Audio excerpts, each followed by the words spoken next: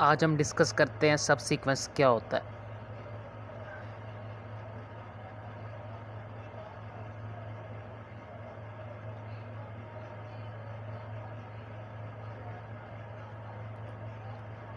इससे पहले हम लोगों ने डिस्कस किया है ग्रुप क्या होता है और सब ग्रुप क्या होता है। सबसेट जो ग्रुप का होगा वो सब ग्रुप होगा। ऐसे सब फील्ड क्या होती है, जो फील्ड का सबसेट होता है वो सब फील्ड होता है। इसी तरह सीक्वेंस होता है अरेंजमेंट ऑफ नंबर्स। सो सब सीक्वेंस क्या होगा, सीक्वेंस का जो सबसेट होगा। वो कैसे होगा मैं बताता हूँ। कोई हमारे पास सीक्वेंस है 1 2 3 4 5 up to so on and so forth. कोई एक और सीक्वेंस है 1 3 5। सीक्वेंस में ऑर्डर इंपॉर्टेंट होता है। मैं आप लोगों को पहले बता चुका हूँ कि इंक्रीजिंग ऑर्डर सीक्वेंस क्या होता है, डिक्रीजिंग क्या होता है। इसमें इंक्रीजिंग ऑर्डर में वैल्यूज़ आए और जिसमें डिक्रीजिंग ऑर्डर में वैल्यू आए। अब देखें वैल्यूज़ इसमें इनफाइनाइट है, इवन नंबर्स है, ऑड नंबर्स है, हर नंबर है इसके अंदर, ज़ीरो नहीं है। सो 1 3 5 भी इसके अंदर इंक्लूड है। देखें 1 पहले है, फिर 3 है, फिर 5 है।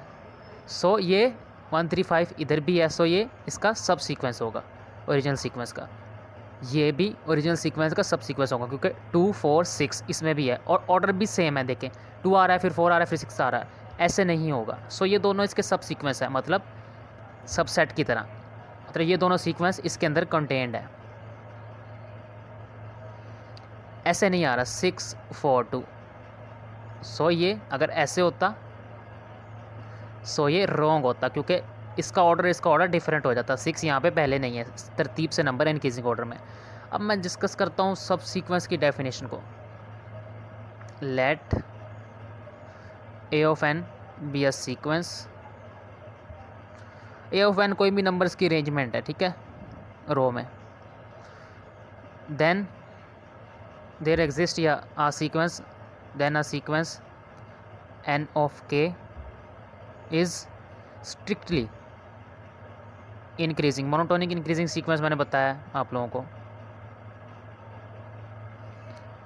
कहता है कोई भी स्ट्रिक्टली इंक्रीजिंग सीक्वेंस है, then a of n k is subsequence of original sequence. देखिए कहता कोई ए एन सीक्वेंस है, फिर कहता है एक स्ट्रिक्टली इंक्रीजिंग सीक्वेंस है एन ऑफ के, ठीक है, फॉर ऑल नेचुरल नंबर। यहाँ पे आप लोगों ने for all natural number, her natural number के लिए, ठीक है। कहता है जब ओरिजिनल सीक्वेंस में हम एन को एन के से रिप्लेस कर देंगे सो वो सब सीक्वेंस होगा ओरिजिनल सीक्वेंस का, ठीक है। एन को हमने एन के से रिप्लेस कर दिया यहाँ पे, सो ये सब सीक्वेंस है ओरिजिनल सीक्वेंस का। इसको एक एग्जांपल से समझते हैं, क्लियर हो जाएगा। ए एन कोई भी एक सीक्वेंस है इस शेप का, ठीक है, और ए 2 ऑफ एन एक स्ट्रिक्टली इंक्रीजिंग सीक्वेंस है, ठीक है, स्ट्रिक्टली इंक्रीजिंग सीक्वेंस है। जो वैल्यूज़ दे रहा है हमें 2 4 6, आप नेचुरल नंबर रख के देख लें, एन की जगह 1 2 3 सो ऐसी वैल्यूज़ देगा। और एक सब सीक्वेंस है जिसमें हम रिप्लेस करेंगे एन को 2n से, ए ऑफ 2n, ठीक है, 1/2n। अब देखते हैं क्या इसका ऑर्डर सेम होता है। हम वैल्यूज़ को रिप्लेस कर रहे हैं 1/2 1/3 up to so on so forth. यहाँ पे भी हम वैल्यूज़ को रिप्लेस कर रहे हैं 1/2 1/4 सो ऑन सो फोर्थ। देखें हमने कहा था कि हम यहाँ पे n को n के से रिप्लेस करेंगे, सिमिलरली n को 2n से रिप्लेस कर दिया। ये तो क्लियर होगी बात। सो जब a को 2n से रिप्लेस किया n की जगह 2n हो गया। हमने यहाँ नेचुरल नंबर्स पुट किया तो हमारे पास ऑर्डर आ रहा है 1/2 1/4 1/6। देखें 1/2 1/3 1/4 1/5 1/6 सेम ऑर्डर है, डिक्रीजिंग ऑर्डर में जा रहा है। ये भी डिक्रीजिंग ऑर्डर में जा रहा है। लेकिन हमने कहा था इन दोनों सीक्वेंस का ए ऑफ 2n और ए ऑफ एन, ठीक है, जहाँ हमने एन को 2n से रिप्लेस किया, इनका ऑर्डर सेम हो, ठीक है, इनका ऑर्डर सेम है।